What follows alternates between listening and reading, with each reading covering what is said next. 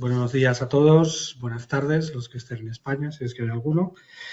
Y nada, como bien decían, pues el webinar va a versar sobre la corrupción interna y cómo detectar banderas rojas o red flags, que es uno de los mayores quehaceres que tiene un compliance officer en su día a día. La corrupción interna es difícil de detectar, pero bueno, en este webinar vamos a intentar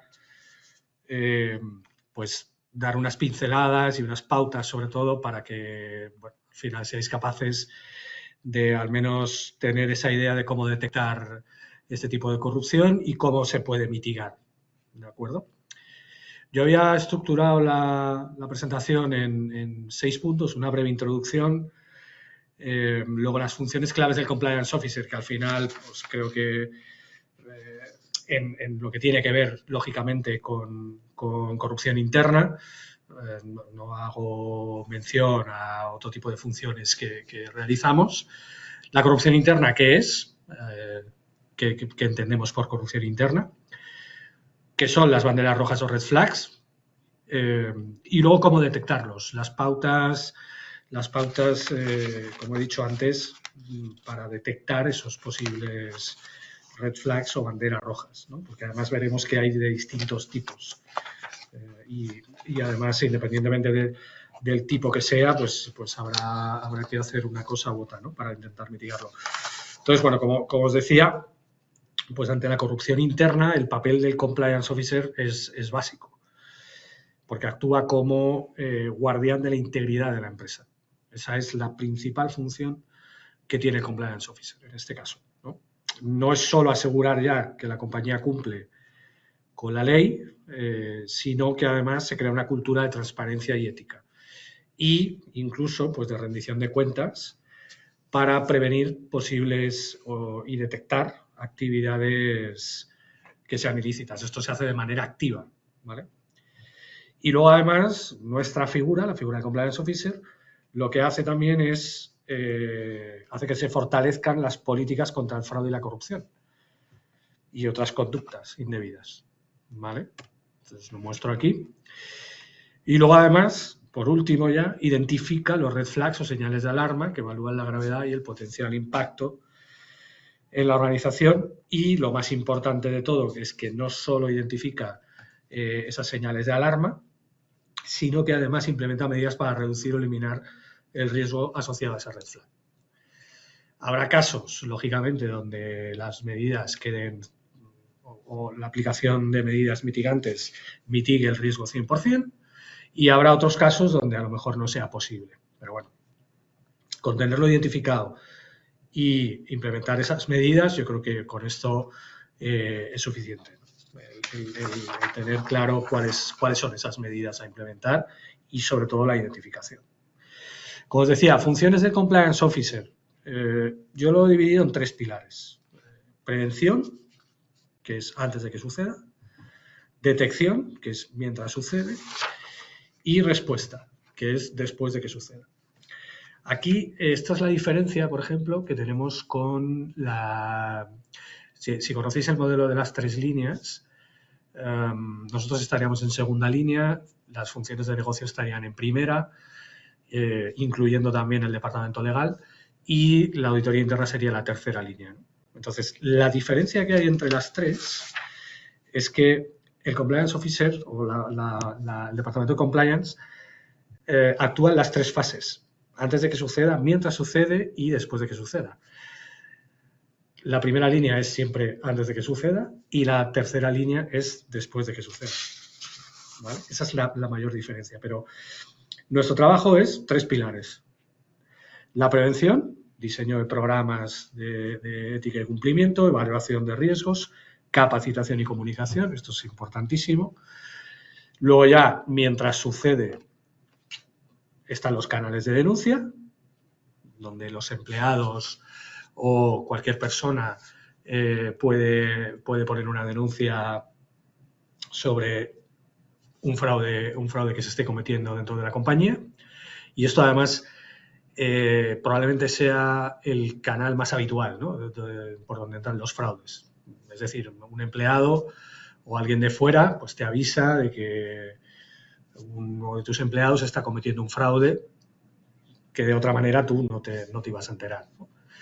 Y luego también está el uso de análisis de datos, herramientas que pues, analizan patrones o anomalías en datos financieros y operativos, esto con un Power BI, un Tableau, ahora si tenéis ocasión o vuestras compañías cuentan con analistas de datos, esto lo hacen fácil, ¿no? Porque al final contamos con herramientas potentes para poder establecer patrones y ver comportamientos, ¿no?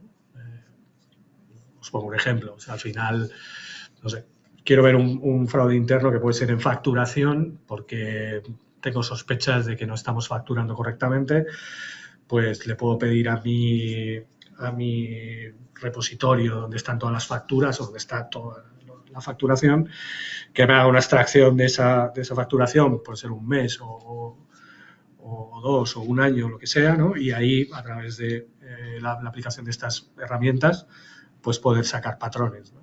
De ver un poco dónde puede haber este tipo de conductas.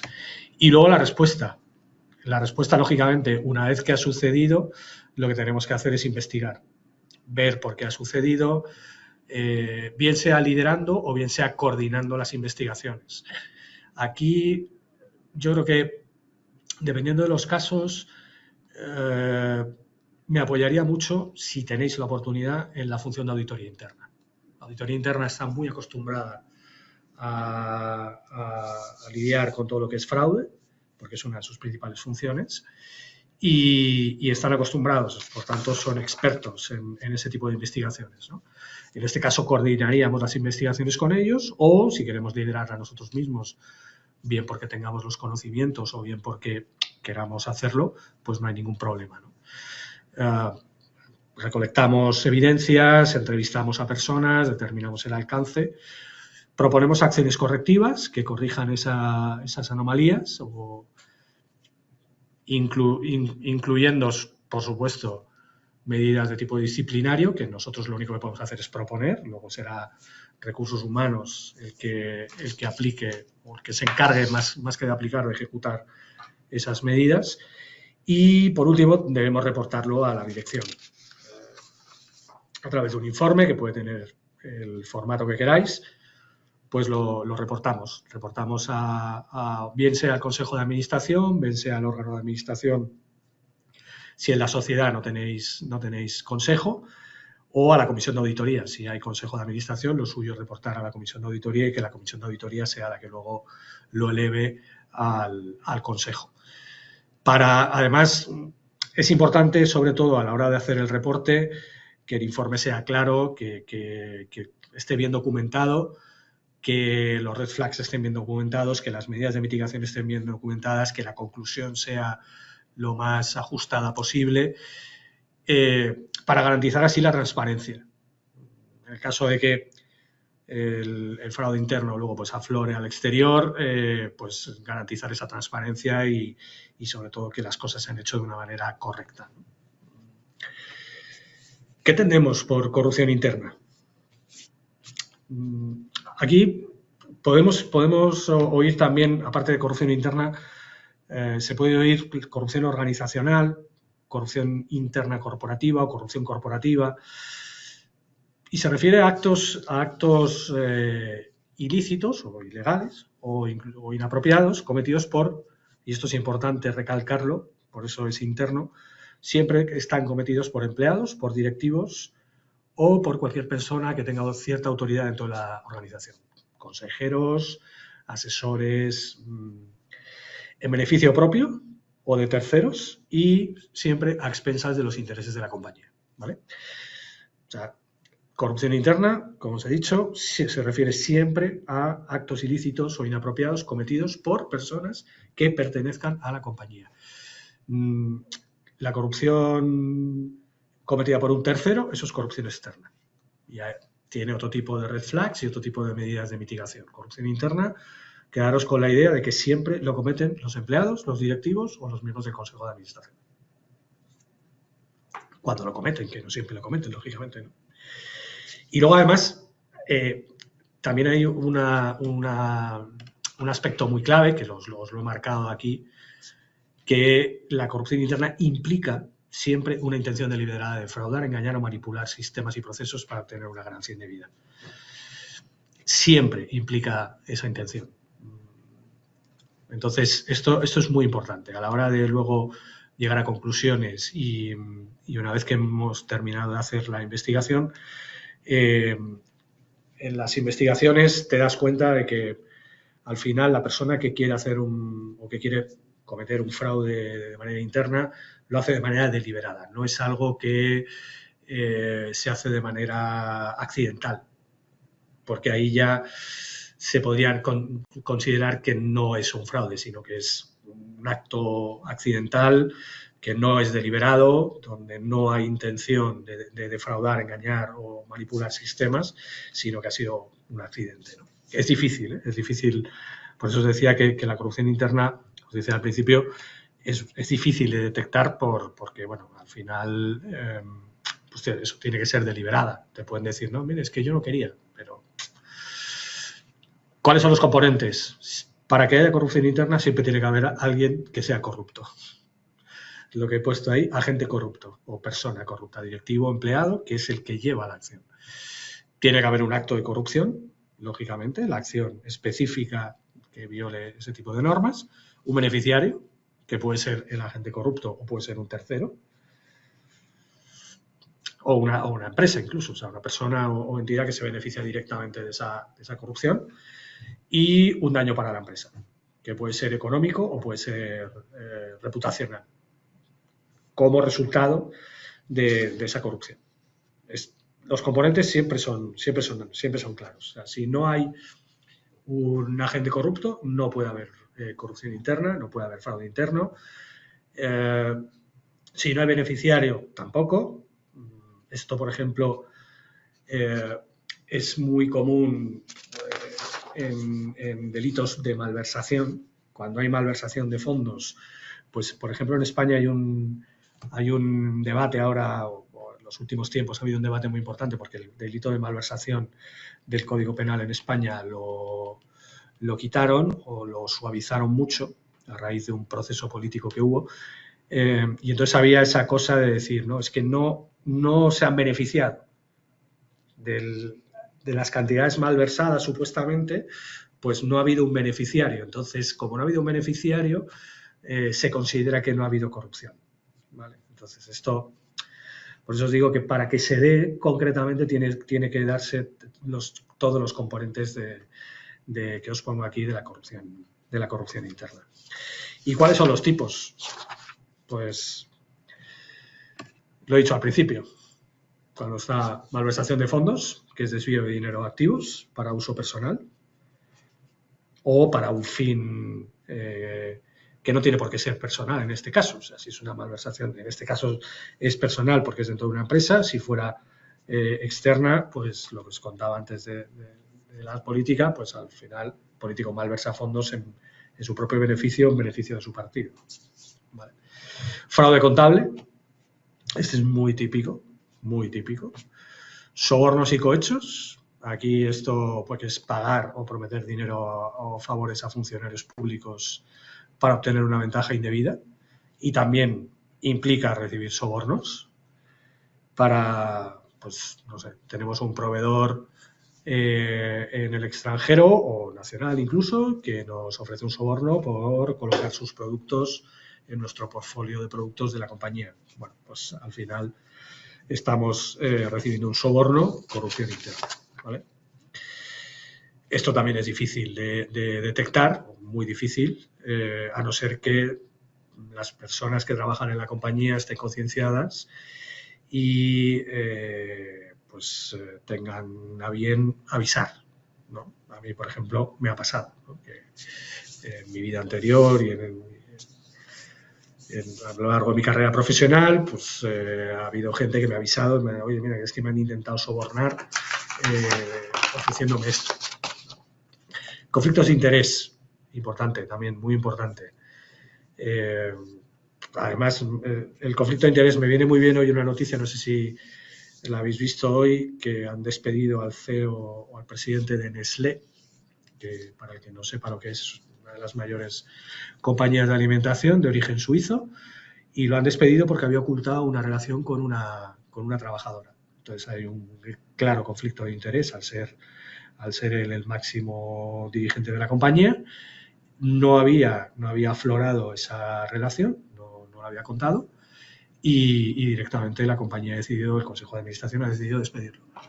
Pues eso también es un tipo de corrupción interna, ¿no? De los conflictos de interés no aflorados pueden ser corrupción interna. Extorsión, pues yo creo que todo el mundo sabe lo que es la obtención de bienes o servicios a través de amenazas o coerción. Esto es más difícil que se dé. Es verdad que a lo mejor en ciertos ambientes pues puede ser, pero es complicado, ¿no? La extorsión es difícil. Y luego el robo de información confidencial. Esto también es muy típico de corrupción interna. La obtención y venta de secretos comerciales, la lista de clientes, los datos de investigación.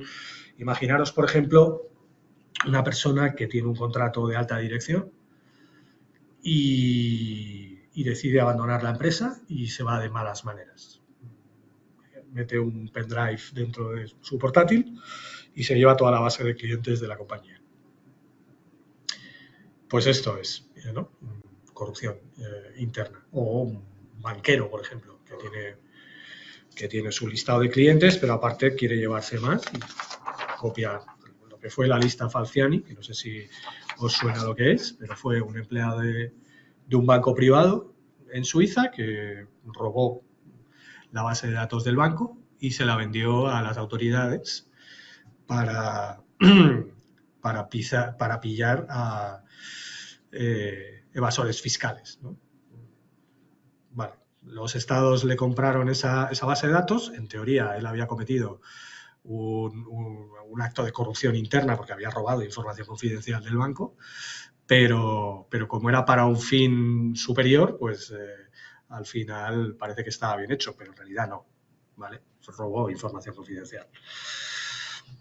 ¿Qué más tipos de corrupción interna podemos tener? Abuso de poder. Esto también es muy típico, ¿no? El uso de la posición de autoridad para beneficio personal o para perjudicar a otros, ¿no? Bueno, tenemos un responsable de un equipo que intenta perjudicar a otras unidades o directamente a miembros de su equipo. El nepotismo y el favoritismo es otro tipo de corrupción interna. La contratación o promoción de familiares o amigos sin considerar sus méritos en detrimento de otros candidatos. Es verdad que no está prohibido el contratar a familiares, pero tiene que estar muy justificado, que son procesos competitivos y que el familiar pues resulta que es el que mejor currículum tiene y el que mejores aptitudes tiene para el puesto, ¿no? Y luego la colusión, que es el acuerdo en secreto siempre entre dos o más personas para defraudar a la empresa o a sus grupos de interés o stakeholders, ¿no? Esto también es difícil que se dé, pero bueno, también ha habido casos que se han dado, ¿vale? Las causas que nos llevan a que en nuestras empresas pueda haber corrupción interna. Es un listado que no es exhaustivo, o sea, puede haber muchas más. Yo os he puesto aquí unas cuantas, pues las que he considerado que son las más comunes, ¿no? La primera es la falta de control interno, que es un mal bastante endémico en la mayoría de las empresas. Falta de control interno por la debilidad de los sistemas de control, por los modelos de control interno dentro de la compañía, que lo que permiten son que este tipo de acciones que os he enumerado antes, pues pasen desapercibidas. Si no tenemos un buen sistema de control interno, es muy difícil el detectar la corrupción interna. Es muy difícil detectar la malversación, el fraude contable, los sobornos, los conflictos de interés, el robo de información confidencial. Es muy difícil, muy difícil. O sea, lo primero hay que tener un sistema de control interno robusto. Cultura ética débil. una cultura que tolera o incluso fomenta comportamientos poco éticos, ¿no? Esto que puede parecer una barbaridad, pues se ha dado. Empresas que tienen una cultura ética muy laxa y prefieren o priman más la obtención de beneficios a cualquier precio que el hacer las cosas correctamente, y se la juegan, es un riesgo que corren y bueno, pues si les sale bien, fenomenal, y si les sale mal, pues pagarán la multa o las consecuencias. Pero una débil cultura ética siempre favorece que haya corrupción interna. Salarios muy bajos o incentivos que están mal diseñados, que sean propensos, ¿no? Cuando tú tienes unos objetivos, esto se da mucho en los departamentos comerciales, cuando tienes objetivos muy agresivos de ventas, a tus empleados les puede entrar la tentación de intentar conseguir esos objetivos de una manera, digamos, poco ética o directamente ilegal. También es una manera de detectar fraude muy, muy común, ¿no? Sobre todo en los equipos comerciales. Cuando tienes un salario muy bajo, que no llegue... si tú trabajas en una empresa que tiene pues, beneficios más o menos recurrentes y resulta que a sus trabajadores no les paga correctamente, pues al final tus trabajadores van a intentar ganar un poco más de la manera que sea. Entonces, bueno, los salarios tienen que ser acordes al mercado y para evitar este tipo de comportamientos, ¿no? La falta de transparencia en las operaciones de la empresa, pues lo mismo, puede haber operaciones que no estén muy claras, ¿no? Hacer operaciones en países que estén sancionados sin justificar debidamente el porqué, esa necesidad de tener que ir a un país sancionado o países que sepas que son muy opacos, el pago en paraísos fiscales, bueno, este tipo de cosas que no están bien explicadas, pues al final también pueden crear corrupción, ¿no? La presión por los resultados, ya os lo he dicho, los equipos comerciales es muy típico. Una presión excesiva por alcanzar objetivos pues puede incurrir en prácticas cuestionables. La falta de supervisión, que esto va emparejado a lo primero que os contaba de las causas de la falta de control interno. Una supervisión deficiente de los empleados puede facilitar la corrupción, que esto no significa que tengamos que estar encima de ellos como si fuera esto un colegio, ¿no? O niños pequeños, ¿no? Somos profesionales, pero sí que es verdad que tenemos que tener un plan de supervisión para cada uno de nuestros equipos, ¿no? Supervisarlos, motivarlos y formarlos. Y nos evitaremos muchos problemas. Luego, aquí os decía la justificación, que es verdad, también va muy emparejado con la débil cultura ética, que hay una creencia y además, por desgracia, creo que cada vez es más común a nivel mundial, no solo ya en España y en Latinoamérica, que a lo mejor había esa percepción, ¿no? de que eran zonas o países pues, que tenían bastante percepción de la corrupción, y solo hay que ver los índices de percepción de la corrupción tampoco quiero dar nombres de países, pero desde luego España no sale muy bien parada. Y hay una creencia de que la corrupción está justificada, ¿no? Es que todos lo hacen, o es que como es de los míos, pues lo tengo que hacer, pero sobre todo todos lo hacen, ¿no? Es que si mi competidor lo hace, ¿por qué no lo voy a hacer yo? Porque entonces yo estoy perdiendo una ventaja competitiva y le estoy dando esa ventaja a mi competidor para llevarse una operación o un contrato que de la otra manera no tendría por qué, ¿no? Esto, por ejemplo, no es corrupción interna, pero Donald Trump justificaba que la FCPA tenía que ser mucho más laxa porque perjudicaba la FCPA norteamericana, que es la ley anticorrupción más importante que hay a nivel mundial, lo justificaba. Decía venía a decir que perjudicaba a las empresas norteamericanas a nivel mundial, ¿no? Que era completamente falso porque al final la FCPA, si os cogéis el listado de sanciones, la mayoría de las empresas no son americanas, o sea que es un poco una falacia, pero bueno. Pero sí que es verdad que la justificación de que la corrupción o la creencia que está justificada nos puede llevar a este tipo de cosas, ¿no? La falta de transparencia, de nuevo, pues, ¿vale? Y las consecuencias que puede tener la corrupción interna, pues son pérdidas económicas, malversación de fondos, fraudes, sobornos, eso te lleva a pérdidas económicas a la compañía, y daños en la reputación. Daños en la reputación, pérdida de confianza de clientes, inversores, pérdida de confianza de los empleados y otros grupos de interés. Desde luego, la pérdida de confianza de los empleados es de las peores cosas que le puede pasar a una compañía, porque muchas veces yo creo que hay esa creencia de que si perdemos la confianza en los clientes, lógicamente la compañía pues es probable que quiebre, pero como no tengamos empleados comprometidos, la compañía va a tener muy difícil el lograr buenos resultados, ¿no? Entonces, yo creo que siempre aquí hay que tener cuidado con este tipo de cosas, ¿no? ¿Y cuáles son las consecuencias de la corrupción interna, ¿no? Aparte de la pérdida económica y el daño? Sanciones legales. Las sanciones que hay, las multas que te pueden poner, la disminución de la productividad. Lo hablaba en el primer punto, cuando hablábamos de los daños a la reputación. Desmotiva a los empleados la corrupción, a los empleados honestos, lógicamente, ¿no?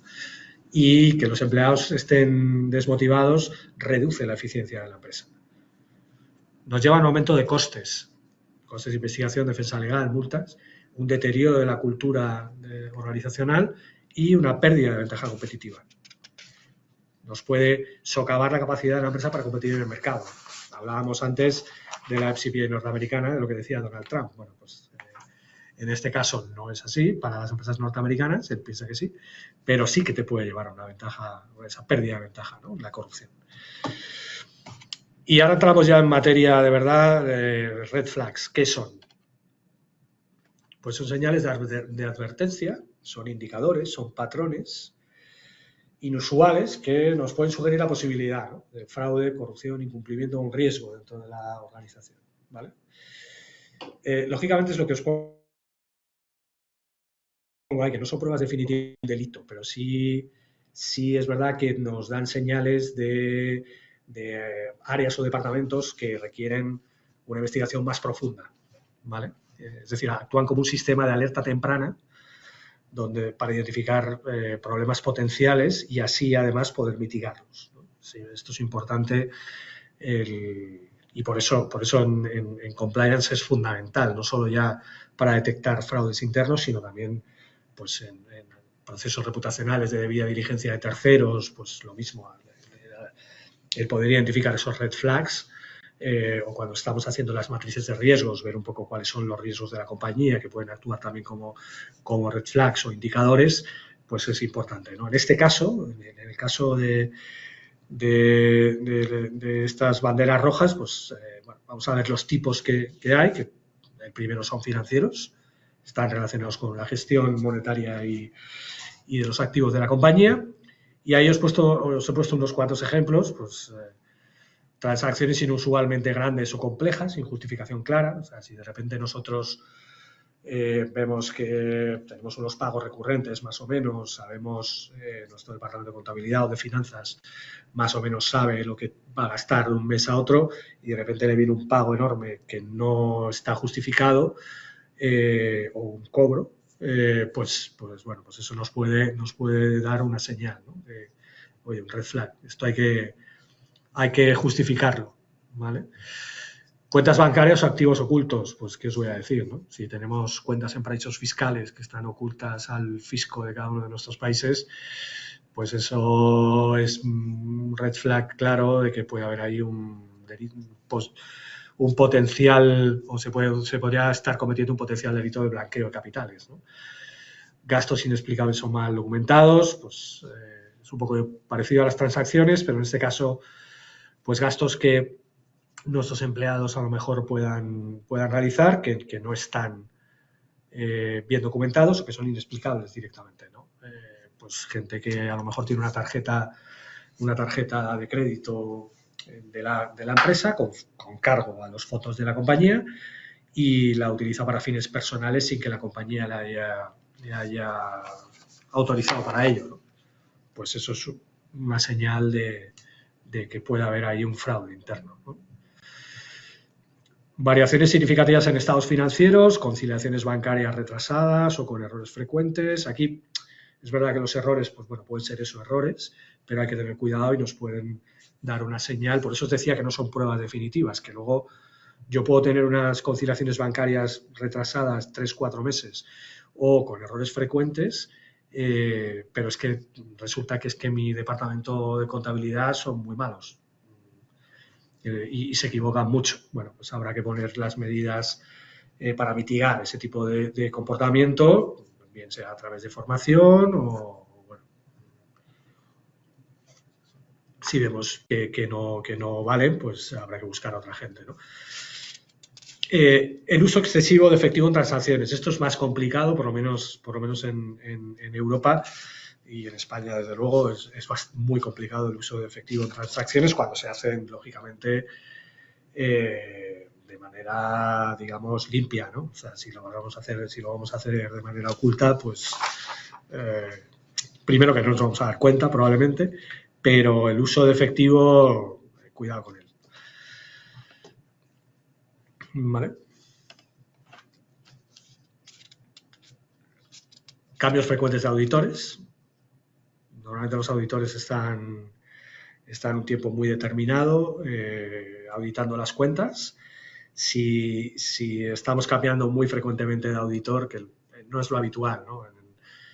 Por lo menos en España, los auditores normalmente pues, sí, suelen ser de las Big Four las que auditan las cuentas y si, por ejemplo, pues las cuentas las audita Price, pues Price durante 3 años pues puede estar a lo mejor 6 o 10 o, bueno, no es muy habitual el cambiar auditores y eso te puede llevar a un red flag, ¿vale? Y luego la dificultad para obtener información financiera completa y precisa, esto también es muy típico. Luego, operacionales. Aquí son difíciles de obtener si no tenemos un concepto muy claro de cuáles son los procesos de la compañía, ¿vale? Tenemos que tener muy claro como compliance officers o como miembros del departamento de compliance cuáles son todos los procesos que tiene la compañía. Tenemos que conocer la actividad de la compañía. La falta de segregación de funciones. La misma persona controla múltiples aspectos de un proceso. No quiere decir que controla varios aspectos de un departamento, sino del mismo proceso, ¿vale? Por ejemplo, si un proceso de facturación, si la misma persona es la que hace todo el proceso entero, mal asunto, ¿vale?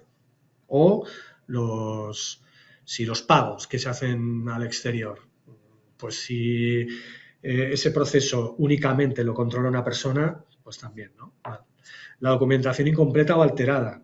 La documentación tiene que estar completa de las operaciones, de la compañía, todo tipo de documentación que maneje la compañía tiene que estar completa y no puede ser alterada de manera que no... Otra cosa es que podamos modificarla, lógicamente, pero tiene que ser transparente. Procesos ineficaces o redundantes, excesiva dependencia a un solo proveedor o cliente. Esto bueno, es complicado porque a no ser que sean productos muy específicos donde solo exista un proveedor, pues lo habitual en los procesos de compras es hacer procesos competitivos con 3 proveedores y entonces es más difícil, ¿no? Y un cambio frecuente en políticas y procedimientos y una razón justificada. Aquí es verdad que si tenemos políticas que van cambiando cada año, pues hay que levantar la mano y decir, oye, aquí, ¿qué es lo que está pasando? ¿Por qué se están cambiando las políticas cuando normalmente para cambiar una política es difícil, ¿no? No os digo ya las políticas que de compliance, como puede ser un código de conducta, una política anticorrupción o antisoborno, o una de conflictos de interés, sino cualquier tipo de política que tenga la compañía, pues no es lo habitual estarlas cambiando muy muy habitualmente, ¿no? Red flags de recursos humanos. Alta rotación de personal, especialmente en puestos claves. Esto también es un red flag. Os lo he dicho al principio. La alta dirección tiene acceso a información confidencial, que además, y muy sensible para la compañía, que se la puede llevar a la competencia. Entonces, cuidado con esto. Las quejas frecuentes de empleados sobre trato y condiciones laborales o la relación personal inapropiada entre empleados y superiores. El caso que os he puesto del CEO o el presidente de Nestlé. El historial de despidos o investigaciones por mala conducta de empleados. Si tenemos un historial muy amplio de despidos o empleados con mala conducta, pues eso también puede ser un red flag, ¿no? Esto sobre todo cuando llegamos a empresas nuevas y pedimos a lo mejor a recursos humanos que nos dé, o en el propio canal de denuncias veamos las denuncias que se han ido poniendo, pues podemos levantar la mano y aflorar este red flag, ¿no? La falta de verificación o las modificaciones, bueno, aquí lo veis, ¿no? Y luego, red flags de cumplimiento relacionados, lógicamente, con el cumplimiento de la ley, de la regulación y de las políticas internas. El historial de incumplimiento de regulaciones, pues, lógicamente, si una empresa la fríen a multas, pues hay que levantar la mano también, ¿no? O la falta de un programa de compliance efectivo. Esto también es un red flag importante. La ausencia de canales de denuncias seguros y confidenciales. También. Aquí en España, por ejemplo, para empresas de más de 50 empleados es obligatorio tener un canal de denuncia, que además tiene que ser seguro y tiene que ser confidencial para el que lo quiera poner una denuncia de manera confidencial. Si quieres ponerla de manera nominativa, puedes hacerlo, pero la ausencia de esos canales sí que te indica que la empresa a lo mejor tiene cosas que ocultar, ¿no? Y luego, por supuesto, el incumplimiento de los códigos de conducta que cada compañía tenga. Si tenemos un código de conducta es para que se cumpla, no vale tener un código de conducta que lo metas en un cajón, no lo conozca nadie y al final no valga para nada. El código de conducta está para cumplirlo, porque es el que marca las pautas de comportamiento de los empleados, ¿no? a nivel de ética. Y ya por último, como tipos de red flags, estarían los de terceros, que incluyen proveedores, clientes y socios, los relacionados con entidades externas, ¿no? Bueno, pues ahí los veis, precios excesivos o inflados en contratos, los proveedores o clientes con un historial de comportamiento poco ético también, y la falta de debida diligencia. Voy a ir ahora un poco rápido porque al final quiero dejar un rato para preguntas. Características comunes de los red flags, bueno, pues aquí lo veis, inusualidad, ocultamiento, complejidad, presión, urgencia. Urgencia siempre es lo típico, que esto lo quiero para mañana, bueno, pues ojo, ¿vale? Y el ocultamiento también, desde luego, ¿vale? Y ahora, ¿cómo detectar esas banderas, no? Señales financieras de contabilidad, pagos inusualmente elevados. Ya lo he contado antes. Facturas con descripciones vagas, ojo con esto, ojo con lo que ponéis en las facturas. Y sobre todo, además, ojo con lo que ponéis en las facturas cuyos proveedores sean norteamericanos, por ejemplo, porque los bancos norteamericanos te las bloquean todas, ¿vale? Como no pongas claramente el concepto de la factura, el banco te lo va a bloquear. Las transacciones en efectivo, ya lo hemos dicho, es difícil ya con el control que hay del blanqueo de capitales la transacción en efectivo, pero bueno, puede darse. Ausencia de documentación, faltan facturas, operaciones sin contratos o pagos importantes donde no ha habido una aprobación o no se ha seguido el ciclo de firma de la compañía, pagos a empresas fantasma o gastos de viajes excesivos, ¿no? Nosotros tenemos una política de viajes que, bueno, pues alguien se la salta y resulta que ha viajado en primera, ha ido a un hotel de 5 estrellas y se ha gastado en una semana 10.000 euros en manutención, pues eso es un red flag muy claro, ¿no? ¿Vale? Señales de comportamiento. Hemos visto las señales financieras, las de comportamiento. Un estilo de vida inexplicable. Este es difícil. Este es un red flag complicado porque yo puedo detectar que uno de mis empleados pues lleva un estilo de vida que no se corresponde con su salario, por ejemplo, o con el puesto que tiene, un técnico o un administrativo o una secretaria de dirección que de repente tenga un coche muy caro o viajes. Pero también es verdad que tampoco conocemos la vida de nuestros empleados, ¿no? Y entonces a lo mejor puede tener un marido, una mujer, un novio, una novia, un padre, una madre, alguien de su familia que tiene dinero. Entonces es complicado, ¿no? Este estilo de vida inexplicable es un red flag difícil de ver. La resistencia a tomar vacaciones sí que te puede indicar. O bien que tiene un problema, que entonces ahí tendrías que hablar con recursos humanos para ver exactamente si hay un problema, si el empleado tiene ese problema, o si se niega constantemente, puede ser que tema que cuando la persona que lo va a sustituir en sus tareas pues lo haga, aflore alguna actividad ilícita que esté haciendo, ¿no? Entonces esto puede ser un red flag. El control excesivo sobre un proceso. Bueno, es que yo quiero hacer esto porque lo quiero. Bueno, pues ahí cuidado también. Las relaciones inapropiadas, lo he dicho antes. Y el nerviosismo, la actividad defensiva, ¿no? Cuando alguien se pone muy a la defensiva, cuando le pregunta sobre un proyecto o una transacción, también puede ser una señal, ¿no? De que algo no va bien, ¿vale? Las señales de comportamiento son muy complicadas, ya os lo digo, muy complicadas. Las señales de gestión de proveedores, proveedor único, contratar siempre al mismo proveedor, eso indica favoritismo probablemente, y cuidado. La falta de licitación competitiva, os decía antes que lo ideal sería tener 3 ofertas. Contratos complejos y secretos,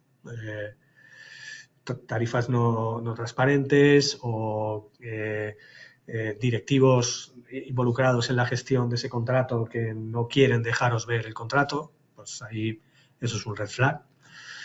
Y luego las relaciones con familiares. Un proveedor que de alguna manera esté relacionado con un empleado a cargo de la contratación, pues lógicamente puede haber un trato de favor, un conflicto de interés y hay que aflorarlo y sería un red flag.